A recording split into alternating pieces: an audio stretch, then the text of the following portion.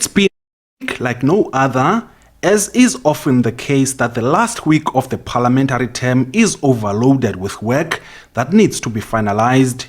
Parliament entered the week with National Assembly Speaker Nosiviwe Mapisa-Nqakula having taken special leave in order to fend off corruption allegations against her. Her deputy, Lechisa Tsinodi, took over in an acting capacity and immediately accepted a no-confidence motion against Mapisa-Nqakula as tabled by the DA.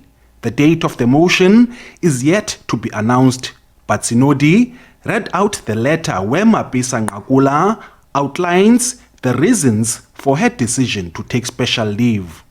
I'm aware of the implications that such an investigation may have on me, my work, and the office I occupy. It is for this reason, after serious consideration, that I felt it necessary that I should take special leave of absence to protect the integrity and functioning of the institution of Parliament. This is despite my already pronounced innocence on the allegations made public against me. Tsinodi is now acting speaker, and one of his first major tasks was to consider a report sanctioning 10 MPs for failing to declare their financial interests in 2023. The lawmakers will be fined 20 days' salary and have been reprimanded. It is apparent from the committee report that you were provided fair opportunity to present your records, and not having done so to adequately explain your failure, your actions had the potential to erode the public interest, public trust in Parliament. Honourable members, this is unacceptable, objectionable, and deserving of serious consequences. On Thursday, Deputy President Paul Mashatile was before the National Assembly to answer oral questions. He confirmed that he has received a corruption complaint against him and he will respond to the Ethics Committee by this coming week. The Deputy President has had to respond to allegations that his alleged lavish homes in Cape Town and Johannesburg are allegedly sponsored by his son-in-law while they have not been declared. There are allegations that have been leveled against him. All I'm asking him is to take the country into his confidence and provide some insight into that. There's nothing absolutely out of order with doing that. I'm not leveling accusations against him.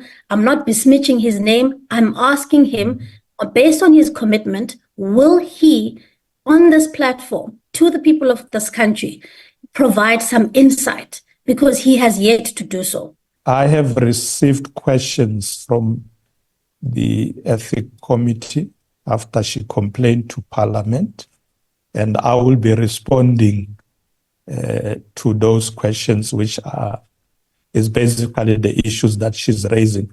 So perhaps Honorable Kwahube can wait for that moment.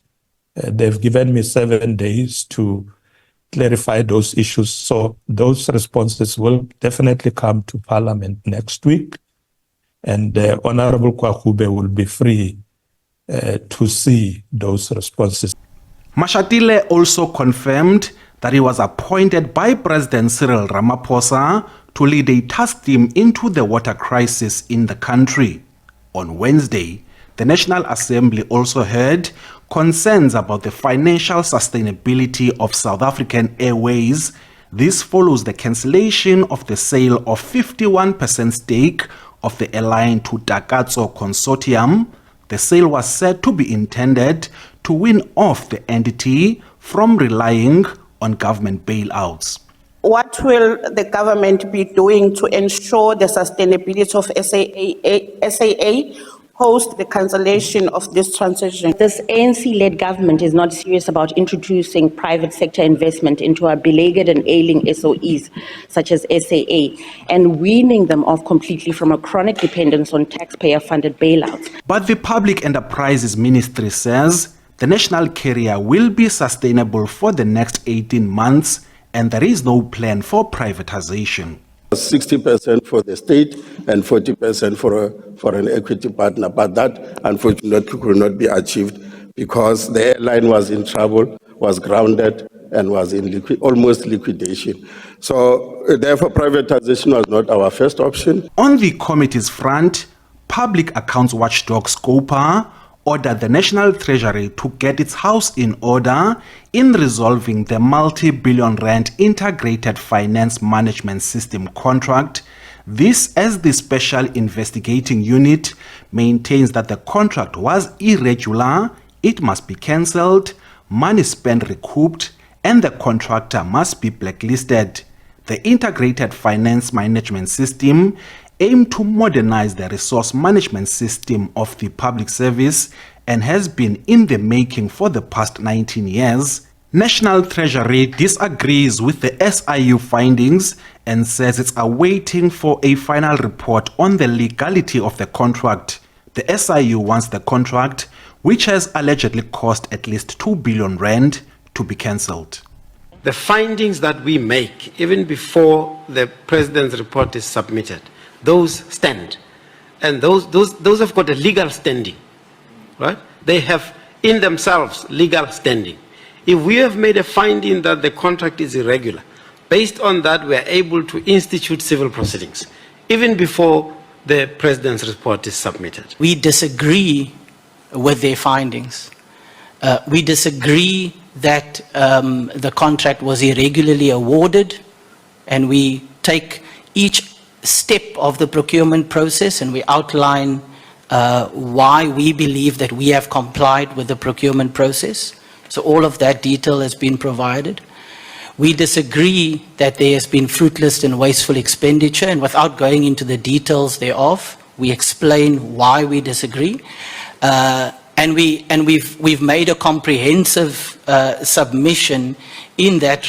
Treasury, don't invite trouble for yourselves, in the sense that you be the ones to set into motion precedents which will come back to frustrate you as the National Treasury and the work that you do for public finance management.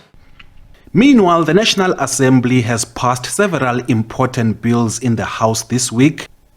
They include the Gold and Foreign Exchange Contingency Reserve Defrayal Amendment Bill, GIFRECA. The bill aims to allow National Treasury to tap into the gold and foreign exchange reserves to the tune of 150 billion rand to pay off debt in the medium term. The amendment establishes the rules as to how to deal with the excess in this account in the future. The amendment allows positive balances to be distributed in what is called a waterfall arrangement to 3 pools. GIFRECA buffer to mitigate risk in case of rand appreciation shock. South African Reserve Bank contingency reserve and annual distribution once the 2 pools are adequately taken care of.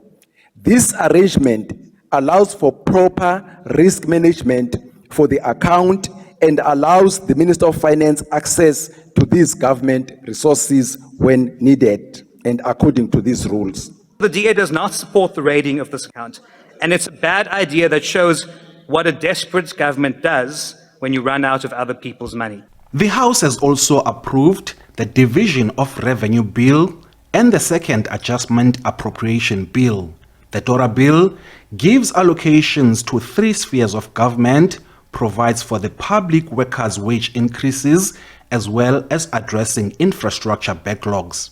Of the 2.37 trillion total consolidated expenditure, a whopping 1.41 trillion is for the social wage. This means that this is the money which goes to education, health, human settlements, public transport, and social grants. This is 60% of the total budget. This money ensures that our people get free education, our children eat at school, they have access to free health care, there's grant for the elderly, our children and the unemployed. The provincial equitable share, the lifeblood of provincial services, is being slashed by billions. 19 billion in 1 year, 20 billion the second year, 21 billion further down the line in 3 years. And let's not forget the conditional grants, reduced by 6 billion, 9 billion, and 11.8 billion over the medium term. This isn't belt tightening, it is strangulation. One of the first things that we'll do is to get rid of this useless layer call provinces where money is, people don't know what to do with it.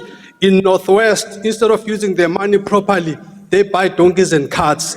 In the Eastern Cape, instead of using the money properly, they are busy with some useless scooter ambulance project.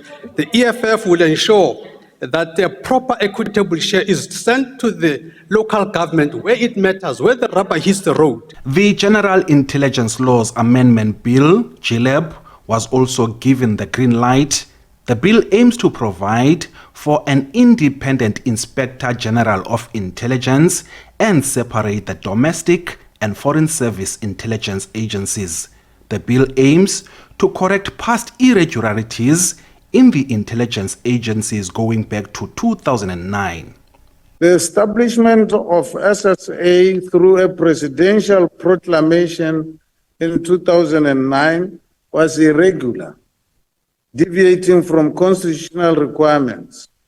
Despite subsequent legislative amendments, challenges persisted, leading to the formation of the High-Level Review Panel in 2018 to address issues within SSA.